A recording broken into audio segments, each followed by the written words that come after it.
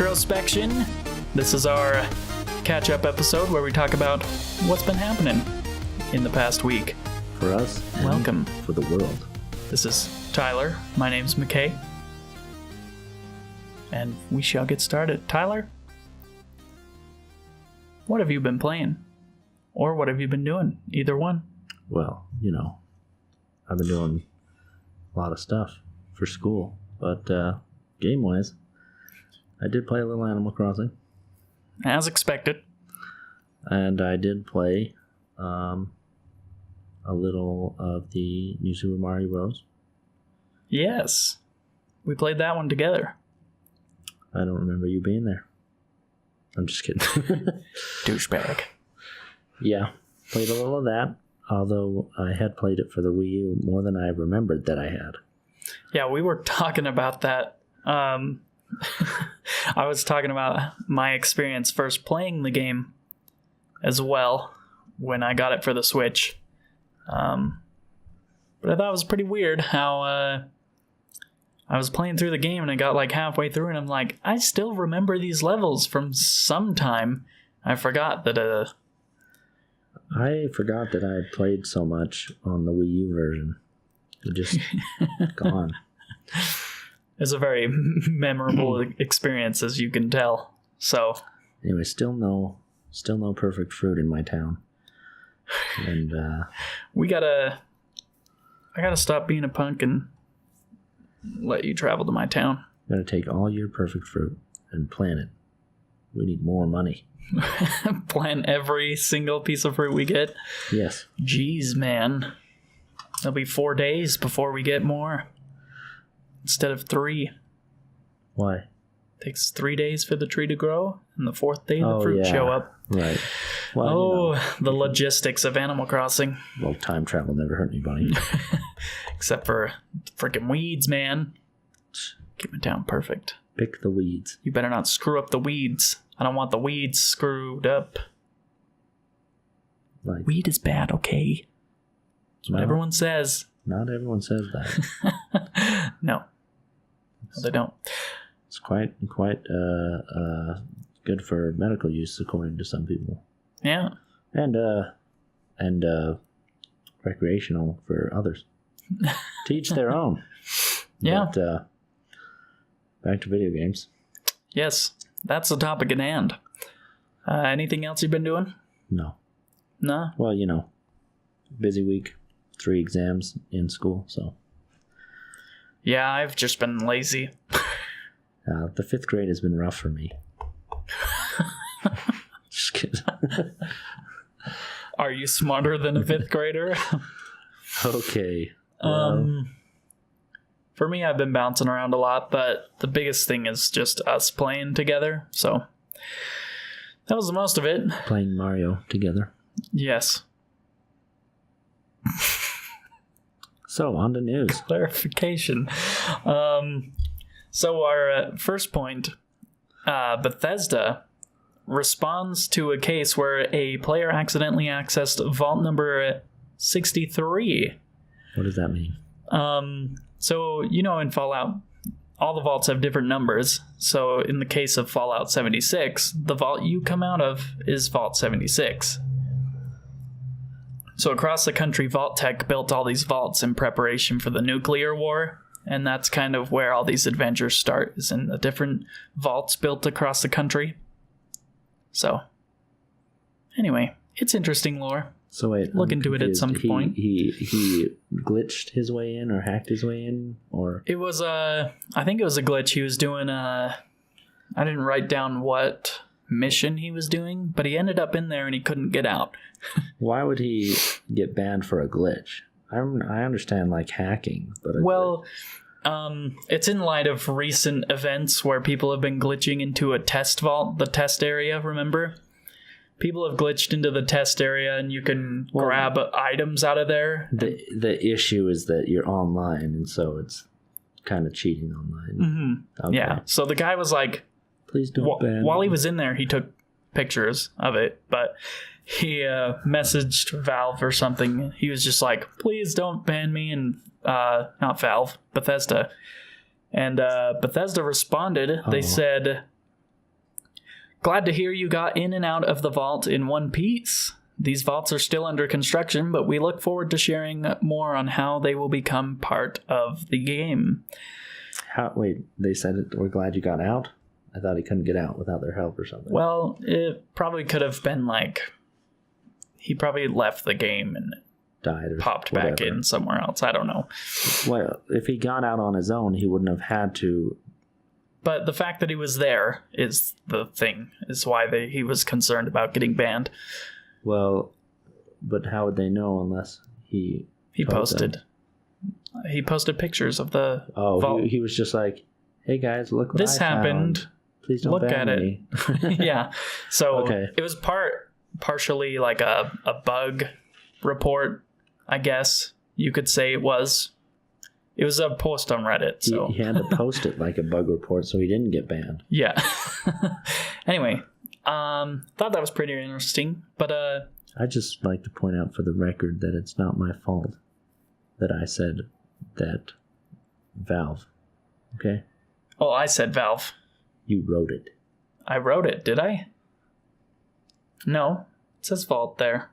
I wrote it before and fixed it. Politely asked Valve not to ban them. Oh, hey, yeah. I did write that. But it's not Valve. Okay. Excellent reporting.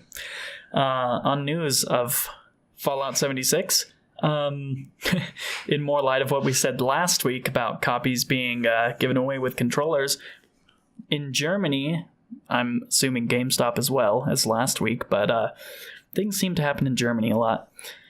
They're also pairing the game with hard drives now, 2 terabyte ones, I think. They're being sold for $89.50. Rough translation from, through the economy, American dollars and stuff. Whatever Germany's currency is. But in the US, the same hard drive is worth $89.86. So essentially, it's the same price. They're paying you to take the game. Roughly 30 cents to take the game off their hands. That's how bad these sales are right now. Well, they don't want to dig a pit in Arizona and dump it with all the ET games. I really think at this point the best thing they can do is just be good about the game and not screw it up more. That's the only way they're going to sell more copies, is if word of mouth becomes good. But I really don't think that's going to end up happening. So well, they can make it really, really good. It's beyond the point of getting back to what it could have been. Oh, for sure. Essentially, its reputation is damaged beyond repair. They can help it, but they're not going to be able to totally reverse it. Yeah. Fallout 76, man. It just keeps coming back more and more. But the first part was good. Good communication there. For those of you interested in Apex Legends, it's a game I want to get into, but I'm too lazy because I won't be able to run it on my computer, and I don't want to hook up the Xbox One. Oh, frick, I got a text message. And it's on like everything but the Switch, right? And no, it might be on the PS4. I don't think it's cross-platform though, so pointless. What did he say? Ah, frick. Stupid phone. Barney, got to reply to this. Cool, so you guys recording soon? We could do 2 TikToks still. Right. Do we want to start the news over? Do it with him? Or what do you think? I don't know.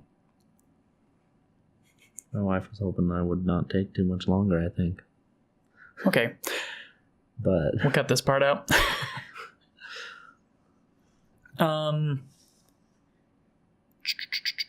So Apex Legends is supposedly getting a duos and a solo mode. And this was found out through data miners. Those guys are our friends. They help us out a lot. But they found pieces of code labeled as 2-man squads and solo mode. So that's interesting. I did not know that it was only 3-player groups. I mean, I'm sure you could play in a group by yourself, but you're faced up against groups of 3 people. So there's a disadvantage there. Being a programmer that works at a software company, I can't help but think that we have to point out that sometimes just because there is something labeled in code like that doesn't necessarily mean something. Well, of course, take it with a grain of salt, for sure. Technically, they could have had an original plan to code that, then they could have scrapped it, kind of removed all links to that, but not actually removed it. Mm-hmm. And, but it's probably not that likely. They probably made the game pretty quick, and everything they put in it was probably quite intentional. But yeah, it makes sense, but we'll see. We will see. I won't really want to look into that game, but on the note of Apex Legends, this is just something cool I saw throughout the week, but there's this one-armed Apex Legends player who got his first win, and it's just really interesting to watch. So we will show a clip of this real quick and talk about it right after. Oh, there's one more. Yeah, get him up. Get him up. I'll watch. He is playing with his foot. So, yeah. That's crazy. It's nuts. So he was the one who got this final kill. This will keep looping if I don't stop it. So, dang. But isn't that nuts? He's holding the controller with his left hand, so he can move with his left hand, but he has to look. He stretches his fingers across to the 2 joysticks, and he looks with his one finger and his thumb on both of the joysticks, and he holds the other side of the controller with his foot. It looked like he was hitting the R buttons with his toes. With his toes. Yeah, so he's hitting the shoulder buttons with his toes, and then he's stretching his hand across to hit the D-pad and the 2 joysticks at the same time. And so if you thought you were ever any good at anything, you're not. Think again, because you can't top that. Cool. Yeah, but that just crazy. And it's fun to see how creative people get with their play styles, and the fact if you suck, there's no excuse. But I don't know. It's always fun to see that kind of stuff. But this next one is interesting. So, for all of you 3D platformer fans, GameStop in once again Germany. Frickin' Germany, man. I don't know what's going on there, but they have listed Spyro as a game coming for the Switch, possibly August 16th. We don't know if that's a placeholder, but that would be really cool if it came out. I'd be a very happy soul. Yeah, I would like that. A lot of people hold this game higher than the Crash remake. Which makes me excited because they did pretty good on that. And I think we mentioned in last week's TikTok how good it looked for its time on the PS1. Yeah. So yeah, it was a good looking game and it played well. I remember playing it as a kid. It was great stuff. Oh yeah, I'm excited. It looks. If you look at footage of it, it's obviously not going to look the same on the Switch, but if they get it to proportionally same as Crash did, then it'll look great anyways. Yeah. So fingers crossed. Yeah. This next bit of news, right before the Direct on Wednesday, I think the day before, the SNES data was removed from the NES Online app from the Switch. So this had a lot of people freaking out. They're like, oh, SNES app coming in the Direct tomorrow. It didn't happen, but They removed it because they're like, stupid data miners. Yeah. That was a complete accident. You're not getting this for years. That was, oh god, please don't tell me that. I don't want that. But it was interesting, you know, a little bit of excitement that was dashed away, but then replaced with Mario Maker. So, I mean, in hindsight, I mean, Nintendo can dash our hopes and dreams as much as they want, but nothing will ever be worse than the E3 when they revealed the Wii U. Oh, such a confusing time. I thought, well, this is the end of Nintendo. I don't know why. Why I thought that at the time. Because even now, I think it's not the worst idea, but no. for some reason at the time, I was like, this is horrible. It had a lot of good ground, but I think people were just over the gimmick of motion controls, and to see a gamepad with a screen on it was like, another giant, please. Another giant gimmick. It was like, oh my gosh, just give me a normal controller. Like, nobody's going to play with that sitting on the floor so they can see the ball they're going to putt. That's a terrible idea. Anyway, you can step on it. This next one, a gamer who sold cheat software for GTA 5 owes $150,000 to it's either Take-Two or whatever company that filed the lawsuit. But according to the article I've read, this is the maximum that law will allow for this kind of case, I guess.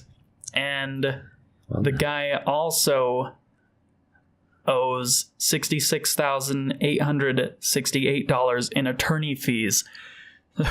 So guys, cheating is fine on a multiplayer game, but or a single player game, excuse me, no.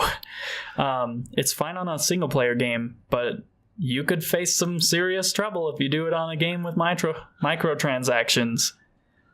Oh. Reminds me of my early days of Need for Speed World. Man, I just really wanted to get ahead in that game, and that game was stupid, though. It's pretty stupid. Well, hopefully, everyone that loves cheating online will donate some money to him. He starts a Patreon, GoFundMe. Although I would take a wild guess that most online advocates aren't too fond of cheaters. No.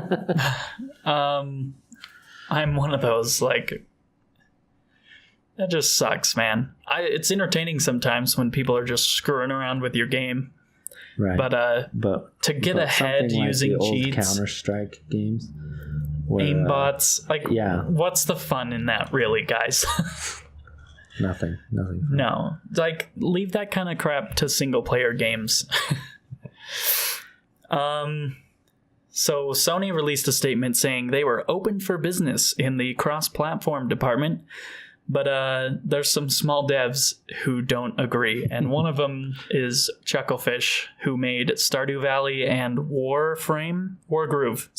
Warframe's a completely different game. Wargroove, which was recently released less than a month ago.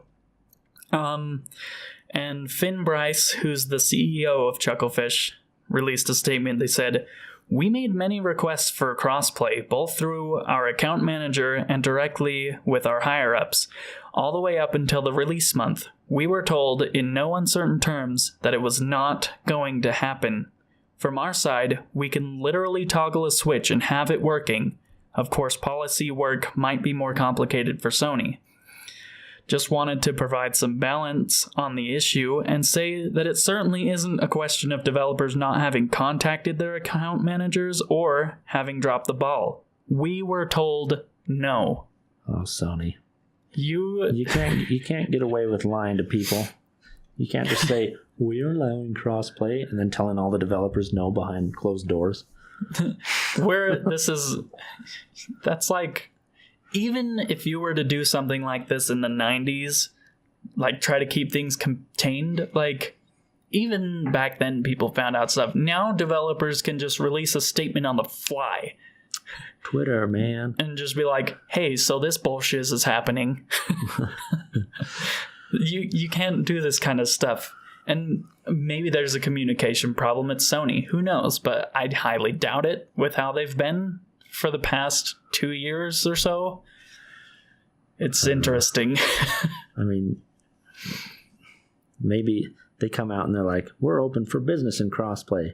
And all the workers that have been denying are like, oh, shoot. Yeah, like, who knows? I don't know the exact day that they released the statement, but... But yeah, that's kind of ridiculous.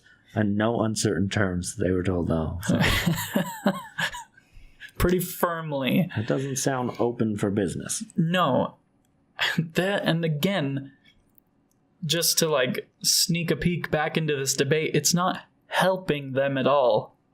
Like, yeah, we talked about this. This game doesn't even have microtransactions in it. They have nothing to lose from letting people cross-play. And they'd be inviting more people, if anything, to buy it on their platform. But really, there's like no negative to cross-play, I feel like, to let third parties cross-play on your console. Yeah. Like, your console survives from its... first-party games anyways, and really they're just kind of alienating themselves. They're alienating themselves from their consumers, so people like them a little less because they're acting like this. So that kind of, whether it's conscious or unconscious, is going to cause some people to be like, I don't like Sony, so I'm not going to buy their console. Oh yeah, because they're like, you take a look, you're like, you know, I'd really like to play this game with my friends, but I can't do that if I have a PlayStation 4. Or, hey, the only way it helps them is they're like, my friend has a PS4 and I want to play with him. Maybe I'll get a PS4. But that's a tiny percentage of people that would do that. And let's be honest, at this current time, it's more likely going to cause the friend that has a PS4 to buy a Switch or something. Yeah. It's just funny to me, and maybe they think they can push around smaller developers, but they don't realize, like, even if a developer doesn't have the high name to them, they don't have, like, the backlog or whatever you call it. Like, right. It doesn't mean they're not a popular... Chucklefish is way popular. Wargroove is selling like nuts. It's been #1 on the eShop for the Switch since it released. The whole time. #1. So, selling better than AAA games, including Nintendo's. So... yeah. It's ridiculous. You're making a mistake. Like, even a company that's not that big is gonna have a game that's popular or whatever. When they come out and say this comment, people are gonna look at Sony and be like, we don't trust you. Yeah. And like, it's just the same amount of like salt you can detect in this statement from Finn Bryce. Like, that's how developers see it. They're like, this is bullshit. You're telling your consumers you're open for business, and you're telling the developers that those consumers those consumers want to be able to crossplay with. No. So, I don't get it. But, great fun. Continue on, Sony. Dig your own grave, Sony. They're the ones releasing statements about how the console industry is going downhill, so maybe they don't care anymore.